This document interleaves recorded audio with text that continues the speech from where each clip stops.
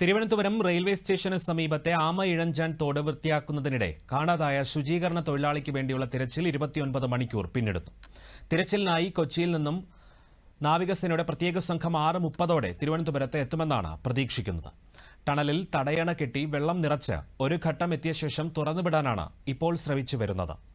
രക്ഷാദൌത്യത്തിന് വെല്ലുവിളിയായി തടഞ്ഞു കിടക്കുന്ന മാലിന്യ കൂമ്പാരം ഈ വെള്ളപ്പാച്ചിലിൽ ഒഴുകിപ്പോകുമെന്നാണ് പ്രതീക്ഷ. 5-ാം നമ്പർ പ്ലാറ്റ്ഫോമിലെ മാൻഹോൾ വഴി വെള്ളം പമ്പ് ചെയ്യാനാണ് തീരുമാനം. വെള്ളം നിറയ്ക്കാനായി ഇറിഗേഷൻ വകുപ്പിന്റെ വാട്ടർ ജെറ്റ് പമ്പുകൾ ഉടൻ എത്തിക്കും.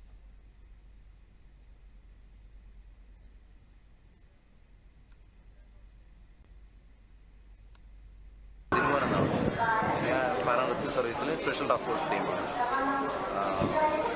ഞങ്ങളിപ്പം സെർച്ച് ചെയ്ത് ഇവിടെ നിന്ന് പവർ ഹൗസ് റോഡിലേക്കുള്ള സൈഡിലേക്കാണ് നമ്മളിപ്പോൾ സെർച്ച് ചെയ്തത്. അപ്പോൾ ഇവിടെ ഏകദേശം 20 മീറ്റർ ഞങ്ങൾ പോയി. മൊത്തം ഫുൾ വേസ്റ്റാണ്. ആളുടെ മാക്സിമം നമ്മുടെ കഴിവിൻ്റെ പരമാവധി നമ്മൾ വേസ്റ്റുകളെല്ലാം എടുത്തെടുത്ത് നോക്കിയാണ് പോയത്.